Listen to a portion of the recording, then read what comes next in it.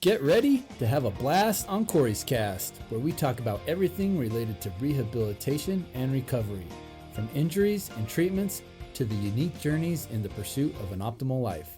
I am your host, Corey Rasmussen. Welcome to another episode of Corey's Cast, where we frequently feature special guests that have gone through some type of injury that has sidelined them from the things that they've enjoyed, and we want to discuss the journey of how they got back to doing the things that they enjoyed and some of the things associated with that. I have a really special guest today in which we're going to talk about not only her path, but also the children that she has had in their paths that they've experienced through athletic competition. We are really fortunate to have Lauren Hale with us today. I want to read her bio just really quickly here because she is actually the most famous person we have had on our podcast. And so if you don't know already or don't already follow her, she's pretty amazing and has a pretty strong presence in social media. We're going to talk about her book. We're going to talk about all sorts of things. So Lauren Hale is a kindergarten teacher turned mature beauty influencer. Her goal is to teach women over 40 how to make their makeup work for their needs instead of trying to make their skin work with the trends from 20-year-olds. She has over 8,000 followers on her social media platforms, and her work has been featured on Good Morning America, the New York Post, and the Daily Sun. She lives here in Idaho with her best friend and husband, Nick, and they have 3 teenagers who keep them busy, traveling all over the Northwest for truly an astounding number of sport tournaments. You can find her on Instagram, TikTok, or YouTube at Lauren Hale, or visit her website at laurenhalebeauty.com. So that's just the highlights of her, but she's truly an amazing person, and we are really fortunate to have her on the show today. Thanks for coming by. Yeah, thanks for having me. So she has just written this book. This is like a New York Times bestseller, and just recently went to New York. Yeah. And was able to get on a billboard. Tell us a little bit about that. We'll talk more about your book at the end of the show. Okay. But just briefly, I want to give people a little bit of history on you here. About my book? Yeah, about your book, real quick. Okay, so I just wrote a book, which was like one of the hardest things I've ever done, but didn't think I would ever do. And it's just basically, as I hit my 40s, I realized like I was not sure what I was doing in life anymore. I felt really stuck. My kids are getting older. And so I just kind of talked in my book about how to live authentically and unapologetically as we age, because I think so many women especially just feel really stuck, like they're in a chapter, they don't know what they like anymore, they're so used to being a mom, or they're so used to this same old routine they've done for so many years. Yeah. And now, what do we do? And a lot of us lose ourselves. So the book is basically, it was funny because I wanted to do a makeup book. I mean, that's what I'm known for on all my social media channels and things like that, and it slowly evolved into telling my story of how I was a kindergarten teacher, had your kids in my class, and then that evolved over time to me realizing, like, as much as I loved being a kindergarten teacher, it just wasn't fulfilling me anymore, and I knew there was more for me. I wanted to do other things in life, and having the courage to quit something that I really did find joy in and love, and then move on and start a whole new life journey, which is what has happened in my life, which has been amazing. So that's what the book is primarily about, but more so it's for someone that's going to grab my book, it's going to teach you how to do that too. And so I give a lot of examples, a lot of journal entries, things like that, so that people can really start changing their lives, because you're never too old, you're never too anything to rewrite a new chapter. Yeah, that's awesome. And that's part of this whole podcast is really how can we help people live better lives, and this is just another huge aspect that is a great tool for the women. So that's great. Thank you. And but I've known Lauren for a lot of years. Yes. So she is a former college athlete herself. So tell us a little bit about your college athletic career. Okay, so I actually am from Boise, Idaho, and I got a scholarship to come to ISU. So I've been here for, I graduated in '99, so a long time. I call Pocatello like my home because I've been here forever, but I came here on a full ride tennis scholarship. And it's funny because I started at 13 years old, so it's something that most people don't know.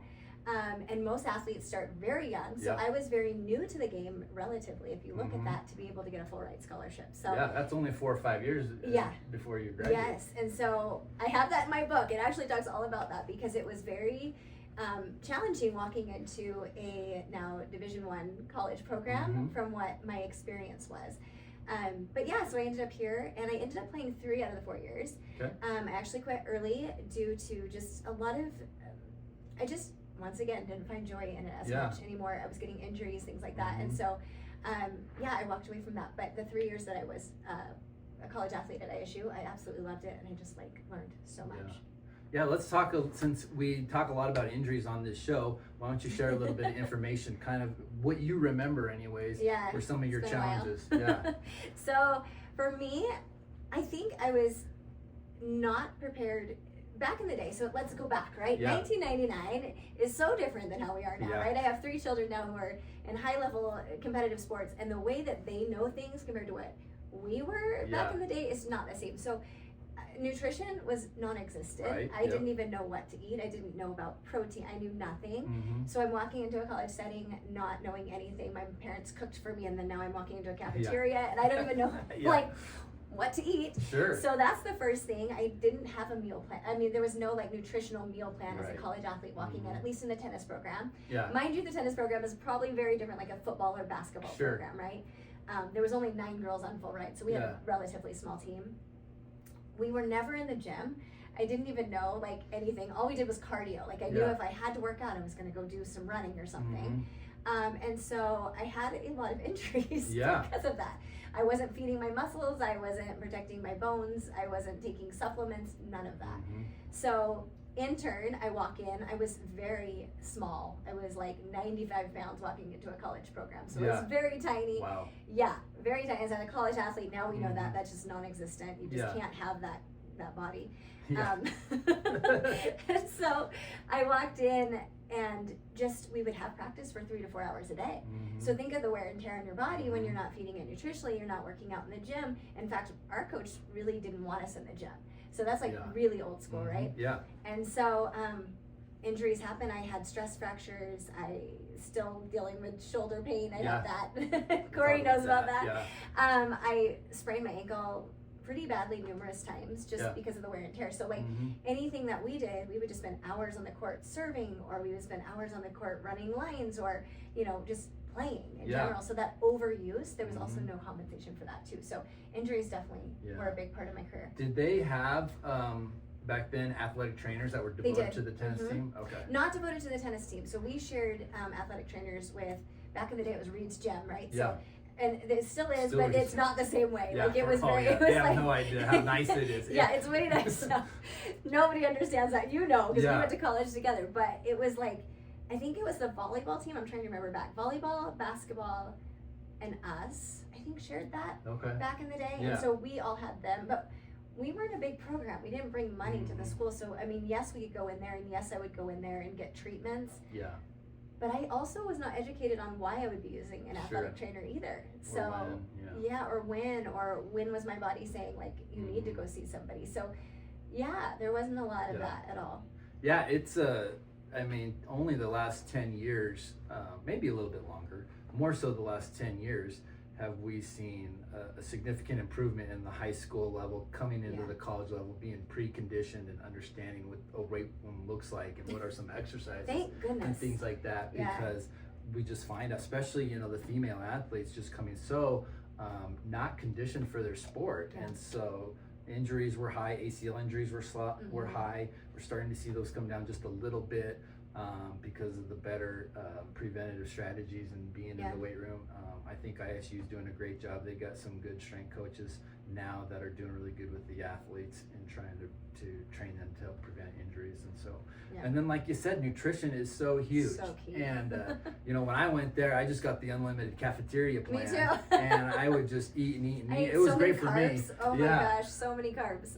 Yeah, you're just eating. There's just no instruction Cereal. there. I ate And cereal. so- I think every day I ate Well, at cereal. 95 pounds, I imagine you're probably eating cereal, and that's about it. Yeah, it was horrible. It was so And unhealthy. ramen noodles, maybe. So yeah, ramen noodles. So Yeah. unhealthy. So unhealthy and big contributor to injuries, like you Mhm. said, especially when you bring up the bone stress injuries Yeah. and stress fractures and stuff like that. That's so nutrient related with your caloric intake and stuff like that. So awesome. And so let's talk a little bit about fast forwarding now to present day. Now you do know some of these things. So talk to us a little bit about your training currently. Like, how is it different from what you trained when you were younger? what kind of things are still lingering from, if anything, from your college days. And then speaking of nutrition, like how do you approach your nutrition? Yeah, no, those are good questions. So I'm 44 now. So a lot has changed from when I was like 19, 20. Yeah. I used to, like I said, just a little bit, you know, a lot of high focus cardio. That's like what I thought. I didn't know how to lift. So when I met Nick, who's my husband, he played for the football team at ISU. Yeah. So he knew how to lift. They were like a whole different mindset of lifting, and so I actually learned how to lift through him. Oh, nice. So when we got married, we'd go and he would teach me how to lift because he was doing like bodybuilding and stuff. And I thought, Idaho way back when. Exactly. But I didn't think that girls should lift. I mean, that was the mentality, honestly. And even 1999, 2000, 2001, gosh, that's a long time ago. Not too long ago though. It seems like a blink. Feels so long ago. But so I learned how to lift there. So I slowly started to learn how to lift, and I slowly started to break the mold of like, and the mentality of like women get bulky, you know. And so even as an athlete, I was like, I don't want to get bulky. Yeah. And it was like this stupid thing. Yeah. Anyways, so I started learning how to lift. Kind of just did a lot of like bodybuilding type lifting throughout my younger years. Then I hit 42, started perimenopause, which that's fun. A lot of women in their 40s are starting to deal with body changes, weight gain, doing all the same things. And your hormones are out of control. So I've actually had to start doing some like different types of lifting. So I don't do high cardio at all anymore because I have really high cortisol levels. So learning how to deal with all of that, changing things, doing, more high intensity walking has become something that I've done. More heavy lifting with less time in between, sets. So things like that, being more intentional in the gym, not I'm taking more rest days than I used to, things like that. So things have changed in that. A lot more rest days, more self-care, red light therapy, things like that. Massages, because I still have some joint pain from I'm dealing with a shoulder injury, which I feel like has gotten a lot more in control since I saw you. I used to go to you. Yes. And I was like, I don't even know, like close to frozen shoulder. I couldn't move my shoulder. And now I've got full range of motion, but it's all learning like the stretching and the, just the smaller type of working movements that I need to be doing every single day for maintenance. But so I feel like things have changed a lot. I'm a lot more intentional in my workouts. I'm a lot smarter in my workouts. I don't want to spend 2 hours at the gym anymore. That's just not my intention. Like, what can I do a small amount of time to get the biggest results? Absolutely. You hit on a lot of really good points there. I mean, walking's becoming a huge thing, I think, right now. People are just, we've always kind of known the benefits of walking, but even more so, it's just becoming a lot more popular when you're talking about weight loss and you're talking about longevity and different things. And a lot of these big social media influencers are just talking about how if there's one thing you can do, just walk as much as you can walk. Weighted vests, like weighted that's better. Vests, doing that stuff, and that just killing yourself in the gym may not be the most optimal thing for you. And especially as we age, recovery is a big thing. And that's another thing that there's been a lot of focus on, right? Between cold plunging and red light therapy, you hit on it. Obviously, getting your nutrition under control. We have a lot of recovery tools such as the Normatec boots and some other strategies to help with recovery as well. So that's kind of a huge thing. So you did talk a little bit about perimenopause. So, but you do a lot of stuff in regards to this besides just your book. You actually have gone on with some medical specialists and talk about this a little bit. So if someone does want more information and some of your approach and things like that, how can they find that out? So if they just go to Lauren L. Hale on any of my social media channels, I have tons of videos. I have lives with my functional physician as well. Awesome. So I'm like all about telling my story, even though I'm obviously not a trained medical professional. I am someone personally going through it, and I think sometimes that story can be so powerful. Because so many women, especially in my age group, just feel really alone. They don't know what to do, and so they either stop working out, they accept how they're feeling, and really you don't need to do that. So I think it's just being intentional and changing some. And that's what we want to do with our podcast is we want a healthy dose of the medical professionals. I think you're speaking of Dr. Willie as far as your functional medicine specialist. We want to have him on the show too. He's amazing. We want to have people that are living it and are real examples and can share their stories and that can help guide people in the right direction kind of thing. So awesome. All right. Okay. So all good things. Thanks for sharing that stuff with us. So let's talk more present day. Now you've got 3 kids and they're heavily involved in sports. And when I mean heavily, I mean it is We're insane crazy. how much they're involved in stuff. I mean, to say that they're heavily involved, I think, is still an understatement. So we want to go ahead and set the stage here. Tell us a little bit about, let's look at the 30,000 foot view. So Okay. what does a year look like for you guys, as far as, is there any time off, and what do you, I mean, is there a season? I mean, just talk to the viewers a little bit about how you approach things and how committed and what are the things that you got your kids involved in. Okay, so we'll break down what my kids even do. So I have a almost 18-year-old. He plays baseball solely. And then I have a daughter who's 16. She plays soccer. And then I have a younger, almost 14-year-old. Yeah. And he kind of plays everything right now. But now that he's heading into high school, he's decided he's just doing baseball. So when I say that, it's not like a little league. It's like travel team. So it's year-round, all of them. And with my daughter, we actually travel to Utah, which from here is about 2.5 hours one way, and then 2.5 hours back just for her practices. So she actually is on a full-time team there, which is an ECNL team, which if you know anything about soccer, it's basically how you would get recruited for D1, D2 soccer programs for college. My older one is a pitcher, and he is actually got a full ride to a junior college in Washington. So we're very invested sports-wise. It's really funny because my husband and I both played college sports, and both of us told all our kids, please don't play college sports. Oh, really? Yeah, because I feel like, I mean, honestly, as much as, I mean, my college scholarship paid for my school. I'm so grateful for it, but I will not pick up a tennis racket. It just, it's a job. Like, and that, and we've always been very open with my kids. Like, once you go to a college program, it is now a job. Yes, there's joy in it. It's super fun, but it is a job, and it is a full-time job. And then you're also trying to balance school, and it's hard. It is hard. I don't think people talk about that. And so we both were like, listen, we'll support you, do whatever you want, and we do, obviously, but it's funny. They've all made the choice. So yeah, that's crazy. Yeah. I kind of viewed it as the opposite, so I'm glad you shared that. I was like, hey, we had this great experience with getting full rides, and so we want you to have the same. And so, that's helpful. Neither of us, honestly, like, he had the same kind of experience. It just turns into a job, and you have to have a really strong mentality. And so I will say that everything that my kids have done, I think their mentality is their mindset is really strong, and they all handle things very differently. So we don't really have an off season. We do in some ways. People would probably say it's not an off season, but like, for example, with baseball has an off season, but you're training all year long. So like my oldest son and my youngest son, they both have a pitching coach / hitting coach. So they work with him. That's down in Utah, so they drive down there. That's once a week. So even on their off seasons, they're doing that. They play a travel summer team. They have a travel normal team. They have a high school team. So they're always playing, but they also have off season. My oldest is really smart about like recovery time and things like that.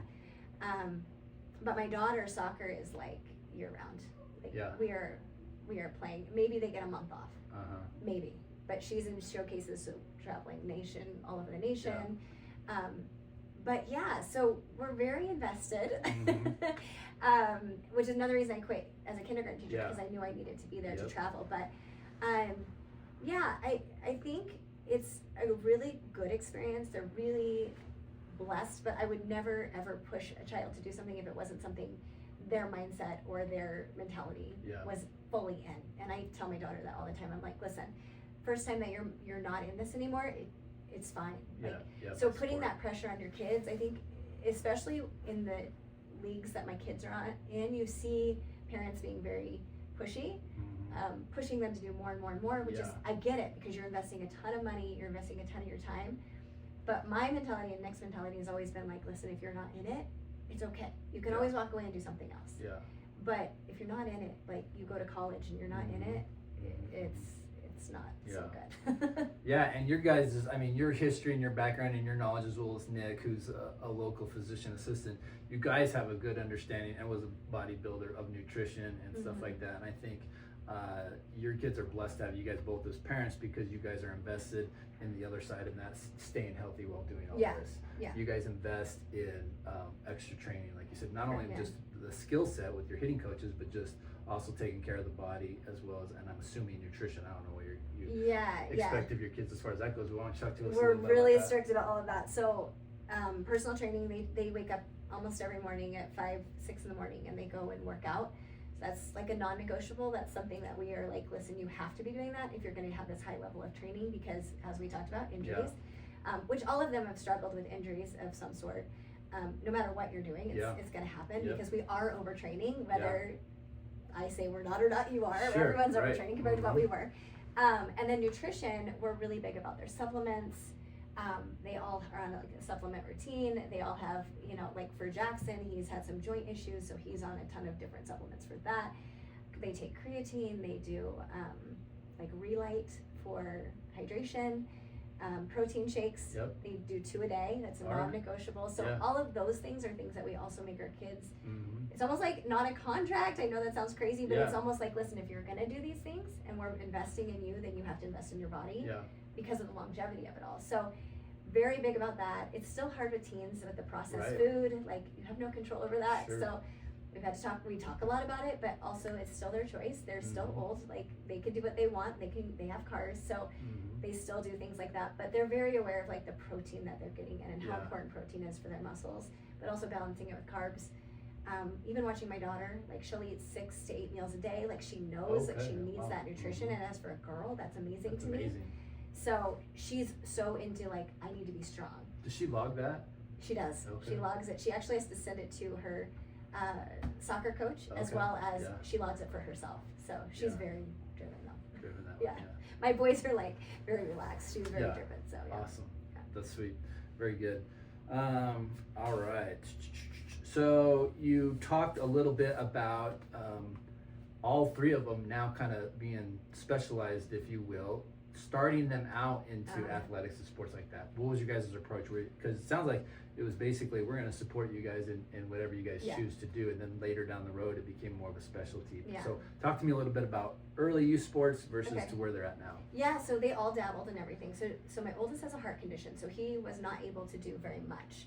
So for him, he was able to play like basketball and baseball and tennis. I think that's what he kind of dabbled in the beginning. No contact, essentially. No contact, he wasn't allowed to, or anything that was like wrestling or something like Valsalva. Couldn't do anything like that.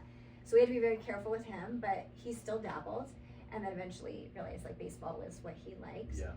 My daughter played, oh my gosh, she's done everything: gymnastics, dance, tennis, basketball, soccer. I mean everything. Right. But when we got to this level of play that she's at now, the Utah coach actually said, listen, because she was on a travel basketball team, and I loved her in basketball. She was so good. Yeah, because she's tall. She's like 5'10", right? And I'm 5'2", so it's really funny. And I'm like, okay, but she loved both equally. But he said, listen, you either put 100% into one sport, or you're a 50% athlete, and you're going against 100% athletes. And we got to this new level of play that we hadn't seen before, and we were like, like you have to kind of choose. So she didn't choose till last year, which would be her 9th grade year. So she played multiple sports until 9th grade, and then went with soccer. And then my youngest, he's dabbled in everything. I mean, football, wrestling, I mean, everything you could think of. I think he's done it. And now he just wants to do baseball, and he's going into high school next year. So another 9th grade. But I think it's important, especially like I always say with my daughter, dance was amazing for her because the coordination piece. She was really clumsy when she was little, and dance was so good because it taught her how to like be very coachable. Like they would say something and she'd have to change it right away. So now in sports, she's very good at being coachable with that. So I really think there's a really great thing about being a multi-sport athlete. Unfortunately, I think though, if you want to be really good at something, you just can't anymore. Like we could, right? Like varsity athletes back in the day, you could have like 4 sports under you. It has gotten just a little bit younger in fact, where you got to kind of commit because it's like we talked about, it's a year-round sport, but to have some of those backgrounds and then supplementing with the conditioning part. So maybe you're not in multiple sports, but at least you're not training your body in only one type of movement. So you're going to the gym and you're training all the other body parts and things like that. So that's been really important. Awesome. I'm gonna spice this because I forgot what I'm doing. Let's see. These days we're in training. Okay. Okay, so you had actually mentioned the word a little bit, overtraining. So I do want to talk about that a little bit because your kids are involved in a lot of things, and maybe not. I don't even know if overtraining is the right word because that also talks about being in the gym a whole bunch of times and stuff like that, and your kids are, but what about maybe just playing too much? Are they, for your baseball pitchers, are they pitching too much? For your soccer players, are they playing too much soccer? Do you think that there's a component of overtraining that is leaving them susceptible to possible injuries? Yeah. Yes, I do. Right. I mean, honestly, because we can be, I don't care, we can be off the cuff with this. Like, my oldest one is now was recently diagnosed with Tommy John's. So he's going in for surgery on Tuesday. And as much as I think he hasn't overtrained, I'm sure he has. Mm-hmm. So baseball's a different sport in the fact of they have pitch counts, right? Mm-hmm. He's a pitcher only, that's all he does. And never once was he ever made to go over his pitch count. Right. Everything was very, he had very great coaches, everyone was smart. He takes the time off I feel like he needs, but even when we were talking to the surgeon, he's like, the pitch counts aren't making a difference.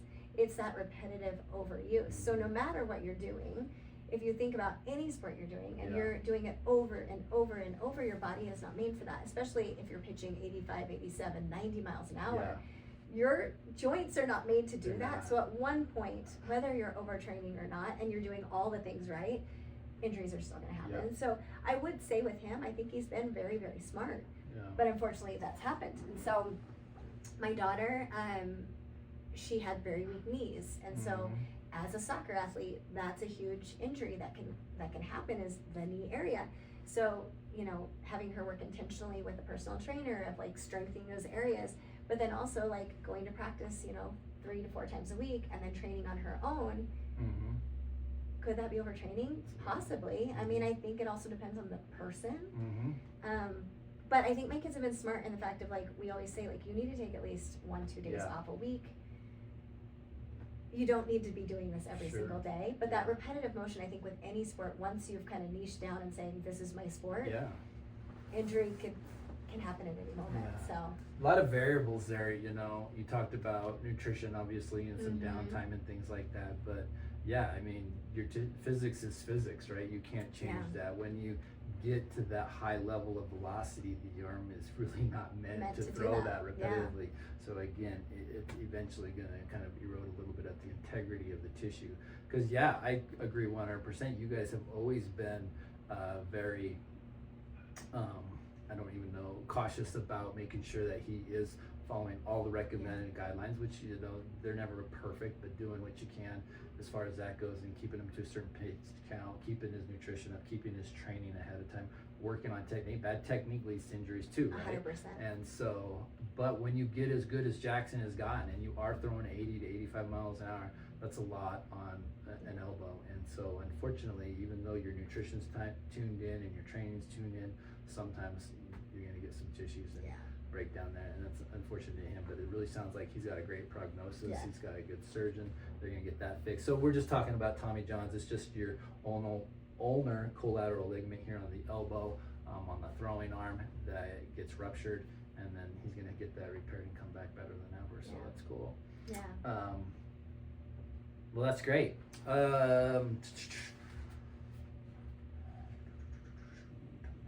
I answer that one enough? Yeah, that was good.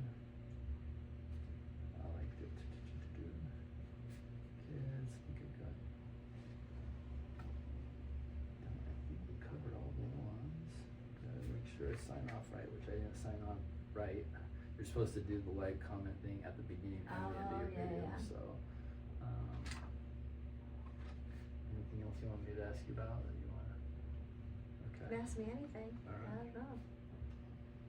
I feel like you covered most everything. Yeah.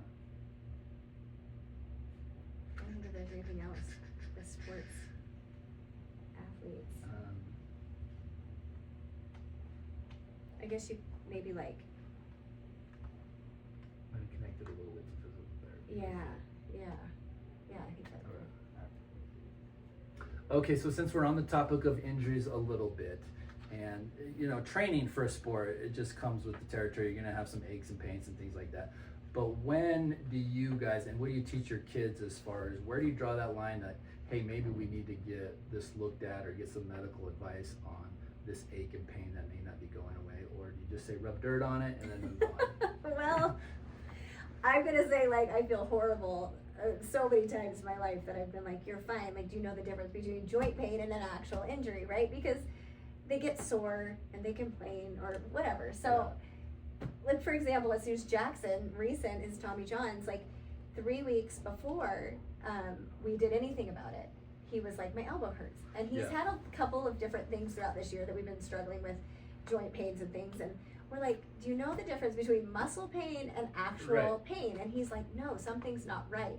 And a good mom would probably have listened to that. Listen, but we've been through this. Like, I mean, this is my 18th year almost of dealing with my kids in sports. And I was like, I think you're fine. But his mind, he was so stuck in his head about it that he wouldn't come out of it. And so we're like, and as a pitcher, you just can't be that way. So we're like, okay, fine. We'll get the MRI.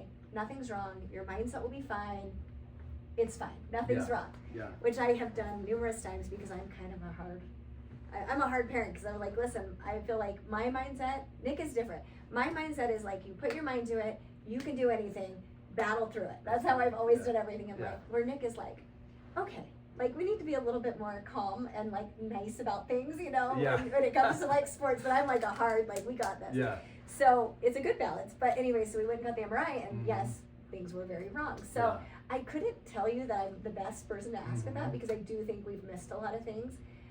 I think since this has happened, which has only been a week, I'm a little bit already like, I will never question any of you again. You know, let's just get the MRI. I mean, honestly, at this point, for me, I feel like if you have a child that's at a high level of athletics, they should know their body pretty well by that point. They know when things are off on their body because they're pretty well aware of their body and how it moves. I would say as a parent, listen to them. You know, it can't hurt to get an MRI. It can't hurt to do those things. And we've had him in with you multiple times. My daughter's been with you're over Daryl over at APSI. And you know, when they've had injuries, so we always are very cautious. But there are also times that I'm like, you're fine, get back out there, and then I eat my words. So I think as a parent, if you have a high level athlete, they know their body, listen to them. That's what I would say in hindsight. But if you have a kid that's in a bunch of different sports, I mean, I think open communication and talking about what joint pain feels like, what does soreness feel like, what could be some signs of something that could not be right in your body. I think those are all open conversations, which we have always done as well. So that's a great concept. Open communications is a good one. I always tell most of the people that I deal with, and to Lauren's credit, she's done great over the years. We have seen Jackson when things start to crop up and they start to wonder about it, and we've taken a look at it and we've done some treatment, and he's responded really well, and so they've gotten ahead of certain injuries before they've progressed. And I think that's the important part. It's like, it's no different than that noisy sound in your car. Is the longer you let it go on, the more expensive it becomes, kind of thing. So there is a time and a place in which, hey, we need to get someone involved. I think two things you need to think about. One is there a specific injury? Okay, did something happen? Did I, move wrong or twist wrong that I can directly link an injury to? Because then maybe a tissue damage occurred at that point. Versus if it's just gradually kind of coming on and kind of, that could be an overuse type of thing. Just try to rest it, do some ice, do some treatment kind of thing. And so you can use, well, what is there a mechanism of injury here? And then if there's not, give it a few days, see if it kind of calms down or not, and treat for inflammation, do things appropriately, and restrict yourself maybe a little bit. And then if it doesn't go away in a couple days and it's still really nagging, then there's possibly something that needs looked at. We, and I know there's other people out there, but we do free orthopedic screens, just a 10-15 minute thing. You come in, we just quickly run the tissues through certain integrity tests and make sure everything's good, and tell you, hey, toughen up, go ahead and ice it and take care of it. Or, no, I really think you do have something here. Let's try to do a couple things to avoid needing an MRI and other kind of intervention and that kind of thing there. So, one, obviously don't just expect it to go away on its own. Do something with intention as far as treatment goes, and use some of the resources out there that when you need some advice, to get some advice that's out there. So all right, Lauren, well, we appreciate you coming on the show today. Thanks for having me. Again, so she's got a big following as far as her influencer page go, so you can find her at those other addresses that we mentioned earlier in the show. She's got this great book that just came out. You can get it on Amazon, anywhere online, actually, online. but Amazon is the easiest. It's all over online, so it's amazing. So thank you again for coming on the show, Yeah, thanks Lauren. for having me. So again, we're trying to get at least 10,000 views for these podcasts. So please like, share, comment. What else did I miss? Like, share, comment. Push the follow button. Don't forget to subscribe and follow these videos. So thank you, appreciate it.